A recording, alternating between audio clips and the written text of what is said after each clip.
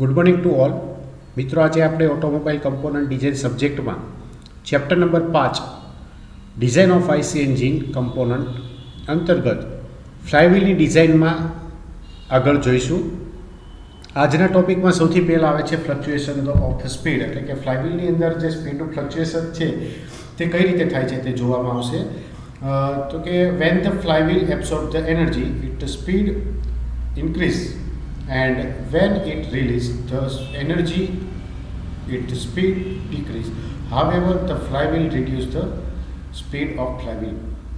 એટલે કે આપણે ફ્લાયવ્હીલ જે છે તે એન્જિનની 4 સાયકલ આપણે જે છે સક્શન, કોમ્પ્રેશન, પાવર અને એક્ઝોસ્ટ, આ 4 સાયકલ ઉપર મુખ્યત્વે આધાર રાખે છે, જે આપણે એના ફંક્શનની અંદર ઓલરેડી જોઈ ગયા. એટલે કે જ્યારે સક્શન, કોમ્પ્રેશન અને એક્ઝોસ્ટ સ્ટ્રોક હશે તો આ સમયગાળા દરમિયાન ફ્લાયવ્હીલ દ્વારા એનર્જી છે તે રિલીઝ કરવામાં આવે છે, જ્યારે પાવર સ્ટ્રોકની અંદર એનર્જી છે તે એબ્સોર્બ કરવામાં આવતી હોય છે. એટલે કે પૂરી સાયકલ જે છે તે પૂરી કરવા માટે માત્ર એક જ સ્ટ્રોકમાં ફ્લાયવ્હીલને એનર્જી છે તે મળે છે, અને બાકીના જે 3 સ્ટ્રોક છે તે દરમિયાન તેને એનર્જી રિલીઝ કરવી પડે છે. એટલે કે જ્યારે ફ્લાયવ્હીલ દ્વારા એનર્જી એબ્સોર્બ કરવામાં આવે છે તો આવા કિસ્સામાં તેની સ્પીડ જે છે તે વધે છે, અને જ્યારે ફ્લાયવ્હીલ દ્વારા એનર્જી રિલીઝ કરવામાં આવે છે તો આવા કિસ્સામાં તેની સ્પીડ જે છે તે ઘટી જાય છે. એટલે કે તે ફ્લાયવ્હીલની સ્પીડને વધઘટ કરે છે. The difference between maximum and minimum speed during the cycle is called maximum fluctuation of speed of flywheel.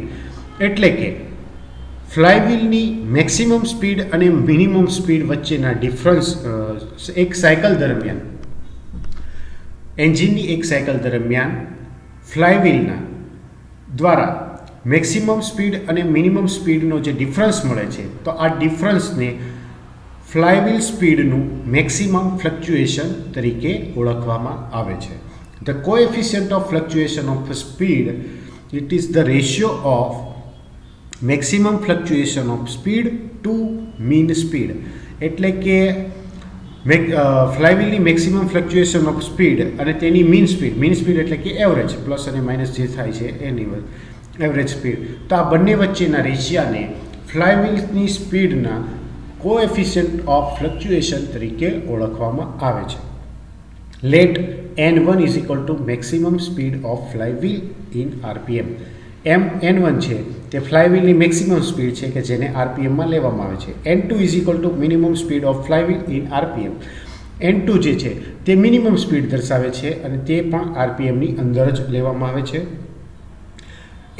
Capital N is equal to mean speed of flywheel. ફ્લાયવ્હીલની મીન સ્પીડ જે છે તેને કેપિટલ N વડે દર્શાવવામાં આવેલી છે, અને તેના માટેનું સૂત્ર છે n1 plus n2 divided by 2, અને અહીંયા જે આરપીએમ મળશે તે બંનેના એવરેજ મળશે. નેક્સ્ટ આગળ જોઈશું ω1 is equal to maximum angular speed of flywheel in radian per second. એટલે કે ફ્લાયવ્હીલની મેક્સિમમ એંગ્યુલર સ્પીડ જે છે તેને ω1 વડે આઈડેન્ટિફાઈ કરવામાં આવે છે. ω2 ને ફ્લાયવ્હીલની મિનિમમ એંગ્યુલર સ્પીડ વડે આઈડેન્ટિફાઈ કરવામાં આવે છે, અને તેની યુનિટ છે રેડિયન પર સેકન્ડમાં. ω is equal to mean angular speed of flywheel. એટલે કે ફ્લાયવ્હીલની એવરેજ એંગ્યુલર સ્પીડ જે છે તેને ω વડે દર્શાવવામાં આવે છે, અને જેના માટેનું સૂત્ર છે ω1 plus ω2 divided by 2 in radian per second. Now v1 is equal to maximum linear speed of flywheel. ફ્લાયવ્હીલની લિનિયર સ્પીડ કે જે મેક્સિમમ છે તેને v1 વડે દર્શાવવામાં આવે છે, અને તેના માટેનો યુનિટ છે મીટર પર second. v2 is equal to minimum linear speed of flywheel કે જેનો યુનિટ મીટર અપોન સેકન્ડ. એટલે કે ફ્લાયવ્હીલની મિનિમમ લિનિયર સ્પીડ ω વાળી હતી એ એંગ્યુલર હતી, આ v વાળી છે એ મીન છે, લિનિયર છે. v is equal to mean linear speed of flywheel. એટલે કે એવરેજ લિનિયર સ્પીડ છે તેને કેપિટલ v વડે દર્શાવવામાં આવે છે, અને તેના માટેનું સૂત્ર, તેની વેલ્યુ જે છે તે આ પ્રમાણે છે v1 plus v2 divided by 2, અને યુનિટ જે છે તે મીટર પર સેકન્ડ. નેક્સ્ટ આગળ જોઈશું the maximum fluctuation of the speed is equal to n1 plus n2. So the CS, coefficient of fluctuation of speed, CS is equal to n1 plus n2 divided by 2 is equal to 2 in bracket n1 minus n2 upon n1 plus n2. Next આ જે છે તે સ્પીડના ફોર્મમાં છે. હવે angular સ્પીડના ફોર્મમાં CS જોતું હોય તો ω1 plus ω2 divided by 2 is equal to 2 into ω1 minus ω2 upon ω1 plus ω2. And linear સ્પીડના ફોર્મમાં જોતું હોય તો CS is equal to V1 plus V2 divided by 2 is equal to 2 in bracket V1 minus V2 upon V1 plus V2 in the form of linear speed.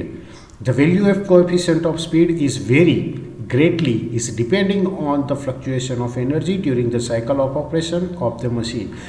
એટલે કે coefficient of સ્પીડની value જે છે તે જનરલી એનર્જી ફ્લક્ચ્યુએશન એક cycle દરમિયાન જે થાય છે, મશીનની એક સાયકલ દરમિયાન જે એનર્જી ફ્લક્ચ્યુએશન થાય છે તેના ઉપર આધાર રાખે છે.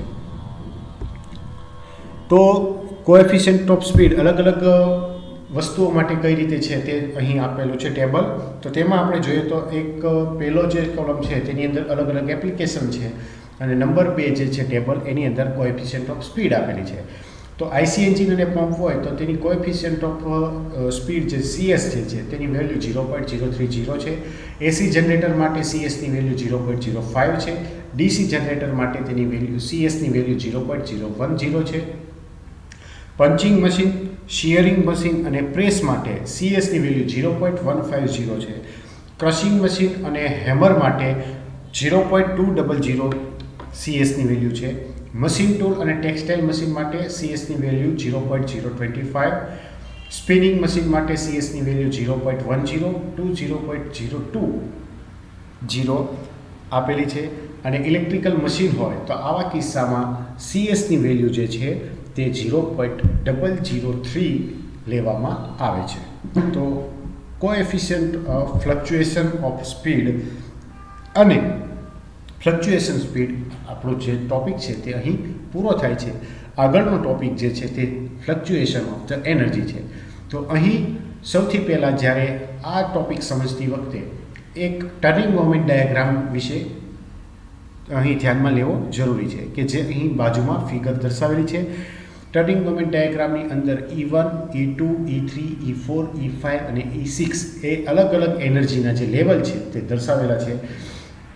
ABCDEFG જે છે તે સાયકલ જે છે તે પોતાની મોશન જે છે તે બીજા ચેન્જ કરે છે, બીજા પાથમાં જાય છે. તો તે અહીં સ્ટ્રોકવાળી જે વેલ્યુ હશે તે અહીં આઈડેન્ટિફાઈ કરવા માટે એક આડી લાઈન જે છે તે ક્રેન્ક એંગલ માટે દર્શાવેલી છે.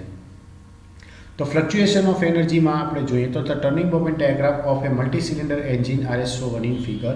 In this case the driving torque is variable whereas the load torque is constant. એટલે કે મલ્ટી સિલિન્ડર એન્જિન માટેનો જે ટર્નિંગ મોમેન્ટ ડાયાગ્રામ જે છે તે બાજુની આકૃતિમાં દર્શાવેલો છે. અને અહીં ડ્રાઇવિંગ ટોર્ક જે છે તે અલગ અલગ છે, જ્યારે લોડ ટોર્ક જે છે તે કન્ટિન્યુઅસ જળવાઈ રહે છે. Let E1, E3 and E5 be the area above the mean torque line and E2, E4 and E6 area are below the mean torque line. એટલે કે અહીંયા જે ટર્નિંગ મોમેન્ટ ડાયાગ્રામ છે તેની અંદર E1, E2 ને E3 ની value જે છે તે તેની મીન ટોર્ક લાઇનની વેલ્યુ કરતાં ઉપરના ભાગે છે, જ્યારે E2, E4 અને E6 ની વેલ્યુઓ જે છે તે તેના મીન ટોર્ક લાઇનની કરતાં નીચે છે. એટલે કે એકી સંખ્યાવાળી જે એનર્જી છે તે ઉપરના ભાગે છે અને બેકી સંખ્યાવાળી જે એનર્જી છે તે નીચેના તરફ છે. These area shows some quantity of energy which is either added or subtracted from the energy of the moving parts of engine. એટલે કે અહીં જે એરિયા દર્શાવવામાં આવેલો છે તે કાં તો એનર્જી એમાં ઉમેરાય છે અથવા તો બાદ થાય છે તે દર્શાવે છે કે જ્યારે મશીન પોતાની સાયકલ કન્ટિન્યુઅસલી વર્ક કરતું હોય, એન્જિન પોતે ફરતું હોય. આગળ જોઈશું તો let energy at flywheel at A is equal to E. તો જનરલી કિસ્સામાં જ્યારે આપણે શરૂઆત કરીએ છીએ તો તેવા કિસ્સામાં એ પોઈન્ટ ઉપર ફ્લાયવ્હીલની અંદર એનર્જી જે છે તે E વડે દર્શાવવામાં આવેલી છે. નેક્સ્ટ પોઈન્ટ આપણો બી છે, તો energy at flywheel at B is equal to E plus E1, એટલે કે બી પોઈન્ટ ઉપર ફ્લાયવ્હીલની એનર્જી જે છે તે E પ્લસ E1 જેટલી થાય છે. Energy at flywheel at point C is equal to E plus E1 minus E2, એટલે કે સી પોઈન્ટ ઉપર ફ્લાયવ્હીલની એનર્જી E વત્તા E1 માઇનસ E2 બરાબર થાય છે. Energy at flywheel at D is equal to E plus E1 minus E2 plus E3, એટલે કે flywheel માટે ડી પોઈન્ટ ઉપર એનર્જી જે છે તે E plus E1 minus E2 plus E3 બરાબર થાય છે. નેક્સ્ટ પોઈન્ટ છે E, તો energy at flywheel at point E is equal to E plus E1 plus E1 minus E2 plus E3 minus E4, એટલે કે ફ્લાયવ્હીલ માટે E point ઉપર energy જે છે તે E plus E1 minus E2 plus E3 minus E4 બરાબર થાય છે. નેક્સ્ટ આવે છે energy at flywheel at F is equal to E plus E1 minus E2 plus E3 minus E4 plus E5, એટલે કે ફ્લાયવ્હીલના માટે F પોઈન્ટ ઉપર એનર્જીની value E plus E1 minus E2 plus E3 minus E4 plus E5 જેટલી થાય છે. And energy at flywheel at G is equal to E plus E1 minus E2 plus E3 minus E4 plus E5 minus E6 is equal two energy eight point A, એટલે કે G point ઉપર ફ્લાયવ્હીલની energy જે છે તે E plus E1 plus minus E2 plus E3 minus E4 plus E5 minus E6, એટલે કે એ point ઉપર જેટલી એનર્જી હતી તેટલી જ એનર્જી G પોઈન્ટ ઉપર આપણને મળે છે. એટલે કે અહીં જેમ જેમ પોઈન્ટ એક વધતા જઈએ છીએ તેમ એક પોઈન્ટ ઉપર સરવાળો થશે અને બીજા પોઈન્ટ ઉપર જે ટોટલ એનર્જી હશે તેમાંથી નીચેની વેલ્યુવાળી હશે તો તે બાદ થશે, ઉપરવાળી જે એનર્જી હશે તેને એડ થશે. Let us consider that the maximum energy at B and minimum energy is at E. So the maximum energy in flywheel is equal to E maximum is equal to E plus E1, and the minimum energy in flywheel is equal to E minimum is equal to E plus E1 minus E2 plus E3 minus E4. એટલે કે આ જે graph ઉપરથી આપણે જે energy fluctuation જોયું તો તેના ઉપરથી આપણને ખ્યાલ આવે છે કે બે પોઈન્ટ એવા છે કે જ્યાં એક પોઈન્ટ ઉપર આપણને એનર્જી જે છે તેની વેલ્યુ મેક્સિમમ મળે છે, જ્યારે બીજા કિસ્સાની અંદર આપણને એનર્જીની વેલ્યુ જે છે તે મિનિમમ મળે છે. તો તે બે પોઈન્ટ અહીં આપણને બી અને ઈ વડે આઈડેન્ટિફાઈ કરેલા છે કે જ્યાં બી પોઈન્ટ ઉપર આપણને મેક્સિમમ એનર્જી પ્રાપ્ત થાય છે, જ્યારે ઈ પોઈન્ટ ઉપર મિનિમમ એનર્જી અવેલેબલ બને છે. તો મેક્સિમમ માટેનું જે ઇક્વેશન જે છે તે અહીં લખીએ તો E maximum is equal to E plus E1, અને મિનિમમ માટેનું આપણે ઇક્વેશન જે છે તે લખીએ તો E minimum is equal to E plus E1 minus E2 plus E3 minus E4. So the maximum fluctuation of energy is given by delta E is equal to E maximum minus E minimum, એટલે કે energy fluctuation જે છે તે maximum ક્યારે થશે તો કે maximum અને મિનિમમ જે એનર્જી ફ્લક્ચ્યુએશન છે તેના બંનેના ડિફરન્સ ઉપરથી. તો delta E is equal to E maximum minus E minimum, બંનેની વેલ્યુ અહીં આપણે મૂકીએ તો E પ્લસ E1 એક બ્રેકેટની અંદર લઈશું અને બીજા બ્રેકેટની અંદર E plus E1 minus E2 plus E3 minus E4. તો ફાઇનલી આપણને અહીં ડેલ્ટા Eની જે વેલ્યુ છે તે આ પ્રમાણે મળશે E2 minus E3 plus E4, એટલે કે મેક્સિમમ ફ્લક્ચ્યુએશન ઓફ એનર્જી છે તે આ સૂત્રની મદદથી આપણે સોલ્વ કરી શકીએ છીએ. નેક્સ્ટ આવે છે coefficient of fluctuation of energy. તો ફ્લક્ચ્યુએશન ઓફ એનર્જીનો કોએફિશિયન્ટ, તો it is the defined as the ratio of maximum fluctuation of energy to work done per cycle and it is usually denoted by CE. એટલે કે coefficient of fluctuation of energy જે છે તેને maximum fluctuation of energy અને work done per સાયકલના રેશિયા વડે વ્યાખ્યાયિત કરવામાં આવે છે અને સામાન્ય રીતે તેને CE વડે આઈડેન્ટિફાઈ કરવામાં આવે છે. તો સૂત્ર જે છે તે નીચે પ્રમાણે લખી શકાય છે, CE is equal to maximum fluctuation of energy divided by work done per cycle. એટલે કે CE is equal to delta E upon W, where the delta E is equal to maximum fluctuation of energy in joule and W is equal to work done per cycle in joule. Next આવશે work done per cycle. The work done per cycle may be obtained by using the following relation. The work done per cycle is equal to W is equal to T into theta, where the theta is equal to rotation of shaft in one cycle, is equal to 2 pi for the two-stroke engine and 4 pi for the four-stroke engine. The theta value are dependable. So the torque is equal to mean torque in Newton meter.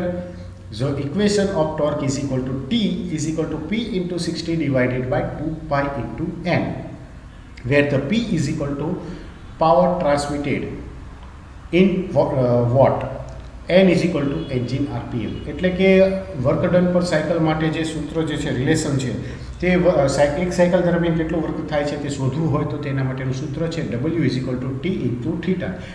જે theta જે છે તે કેટલા એક cycle પૂરી કરવા માટે કેટલા rotation પૂરા કરવાના છે તે દર્શાવે છે. જો ટુ સ્ટ્રોક એન્જિન હોય તો આવા કિસ્સામાં થીટાની વેલ્યુ 2 પાઈ લેવામાં આવે છે, અને જો 4 સ્ટ્રોક એન્જિન હોય તો આવા કિસ્સામાં થીટાની વેલ્યુ 4 પાઈ લેવામાં આવે છે.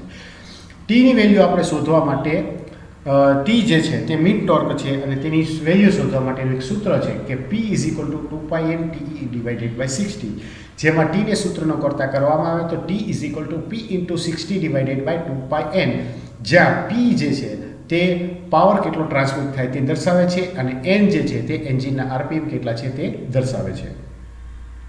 Work done per cycle W is equal to P upon N upon 60, એટલે કે W is equal to P into 60 divided by N, where the N is equal to number of working stroke per minute.